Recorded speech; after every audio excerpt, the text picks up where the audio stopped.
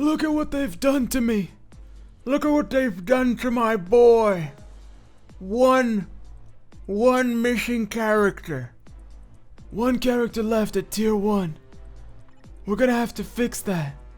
Obviously, yeah, we are doing the Kitty Pryde video. So hey guys, what's up? Welcome back to the channel. Thank you so much for answering those questions in the comments and for your engagement in the community. Enough of you asked for the Kitty Pryde video, and honestly, I am a little bit curious, although I'm not that curious how good Kitty can be. So I'm not going to be going full throttle. We're not going 100%, major go on Kitty Pryde. We are going to be popping the tier 2 ticket here because, for one, I don't have the biometrics, but I got bled dry on Phoenix Feathers and Mcron Crystals, as you can see, and that is thanks to Magic and her BS potential enhancement. That's also why, if you'll notice, I lost a lot of gold. I lost like 20 million gold. It just went, there wasn't some secret event. It was all RNG. So let's just recap my build here while we check my rank. I'm rank 296, so I've catapulted into the top 300. Basically, no one cares about Kitty, and why should they? She is an incomplete character. So, taking a look at the build, we've got all her Urus in place now. We've got one enhanced at 5 amplifications. The other are 4 amplifications. 4 is usually what you want to aim for. I got mostly 4-star Uru, but I've also given her quite a bit of 5-star Uru, just to pump up that attack.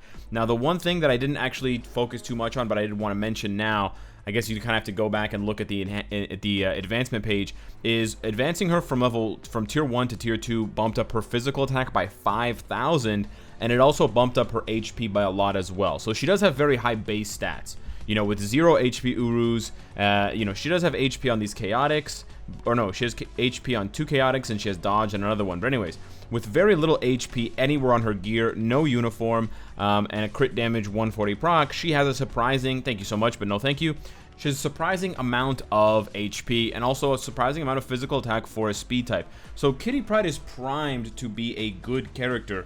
We just don't know when that's going to be, whenever Netmarble decides to give her a uniform. So keep that in mind. But let's just take a look. If you give her her own leadership, which is what you're going to be doing 99% of the time, that's going to make her stats look something like this. She's almost at 30,000 physical attack, which is quite a lot for a tier 2 level 60. She's got 54% crit rate, 185 crit damage, and basically capped on ignore defense and cooldown. Her dodge is somewhere close to 30%. Sadly, she doesn't get enough. She only gets 25% guaranteed dodge. I would have loved that to be 50% or 60%. She honestly deserved that much, especially considering the fact that she's also, a paywall character. So if I haven't made it clear by now, you definitely should not be spending money on Kitty. But let's take her through the paces here. I don't know what the hell that pop-up was. Let's take her through the paces here and see what's cracking. Proxima is a pretty difficult world boss, so we're actually going to go up against Corvus. Let's just see what she can do. Oh, she doesn't have any ignore dodge. Okay, well, you know what? Fine. We'll go on to stage 50, which is not... Okay, stage 50 might be a bit too much. We'll go stage 45. Corvus is not that hard, and I have a very high raid level. We're going to give her 2 supports as well, and then we're also going to give her... the strikers for the ignore defense, the ignore dodge. So here we go. The only other thing that's really missing from Kitty on top of everything else, I guess we can go with Nick Fury. That's probably the biggest bonus here, but we might want the... No, we got 35% for sure. Let's go with this. The only thing really that's also missing from Kitty is the leadership tag. I'm not sure why Colossus has the leadership tag, but Kitty Pryde doesn't. It really doesn't make any sense to me. Because if you ask me, who are the best leaders of the mutants, Kitty's up there. Kitty's up there. Definitely not the best. But Cyclops should have the leadership ability. So should Storm. So should Kitty Pryde. So yeah, that would also allow her to be used with White Fox, which I think she honestly needs because her stats are just like, man, come on. So here we go. We have 100% ignore dodge. What can she actually? Oh, I switched characters. Okay. I instinctively switched characters because I knew that Kitty couldn't do it. Kitty can't do it, so I switched to Nick Fury because he can do it. Anyways, technically you want to try and open with the 3rd skill because it gives you that accumulation, and that accumulation is going to allow you to do more damage. But honestly, I'm terrified of Kitty getting hurt, so I don't really know what attacks to do. She seems to do quite a bit of damage on the 3 cancel 5. 3 cancel 5 is what I'm going for here with the accumulation. and actually Lockheed is taking a lot of those attacks from the purple circle, so that's nice. But you'll see that the accumulation pops up as soon as she pulls out the swords. You get that accumulation from the Surging Shadow. So that's basically your Q. That's basically, as soon as you see the swords pop out, you can switch over to 5. That's your cancellation Q for, you know, getting that off. But really, I'm just trying to bait, I'm actually canceling, I'm getting the damage proc to trigger on just taking the swords out, which is actually really annoying. But I'm just trying to cue Corvus to do a long-range attack. That's why I keep running away, because I really don't want him to do any sort of close-range attacks. He drops down bleed. He'll probably 1 or 2 shot me. She really, you know, she's not going to survive very much. So we're doing pretty well right now. The damage is definitely there. I mean, this is pretty much as high as she can go in terms of the buffs. We've got the maximum possible buffs here. We've got Nick Fury's 55%, plus the immunity to incapacitation and the, what do you call it? The super armor. And then we've got Shuri's, okay, yep. We have Shuri's 45-35. So yeah, there you go. There you go. There you have it, ladies and gentlemen. Damage is good. Survivability is not. Who would have thought? Honestly, I don't really want to take her through many more paces, so we're going to do one more here. We're going to do 45. We're going to do the same stage. We're going to do 45 Proxima. I really don't want to do too much here with Kitty because, you know, like, it makes no sense to me. It really makes no sense. We're going to go with 4 strikers. Why would you give a character like Kitty a lot of damage, or even like, not even a lot of damage, but why would you give this character some damage and give them no survivability? Did you really think that one iframe, like one priority fast iframe and a bunch of like half iframes and 25% guaranteed dodge, did you guys really think that that was enough? Like, either you guys want to admit, either the Netmarble devs have to admit that they don't play their game, or they have to admit that they don't know anything about Kitty. Kitty, she's strong, but she's not. Come on, guys. She's not a damage powerhouse here. She's not the arms and the muscles of the X-Men. She's a strategist. She's, you know, she's a leader. She's impossible to hit. That's a defensive property, guys. Being intangible is not. It can be used offensively, but it's primarily not an offensive property. So I'm not really sure what they were on when they decided to build her this way, but it really shows, again, either a complete lack of knowledge for your actual game mechanics, or a complete disregard for the game mechanics. You know, like, well, we don't really care if we make paid characters weak or not. You're either completely disregarding, you know, the mechanics of the game that you're supposed to be following because it's your game, or you don't know anything about the character. And judging from how they made Kitty, I think that they do know a little bit about the character. The stuff with the pillar, with the metal sort of beam is a little weird, but they're doing it also to save assets because they've introduced those pillars already before for previous characters, so they don't have to create brand new assets and they don't have to introduce them into the game. She's doing a decent job. I mean, we've got really strong strikers, and this is a stage 45, so I'm not too impressed. She's staying alive because of the mind control and because I'm playing extremely cautiously, but playing extremely cautiously is also going to cost you because you're not going to get the kill. At the current pace we're going, she isn't going to kill Proxima in time, and it's just kind of, yeah, I think this is just kind of what you're going to expect from Kitty. She's really a Shadowland character. She has good damage. She actually has good damage. It's half a bar with a regular obelisk on stage 45.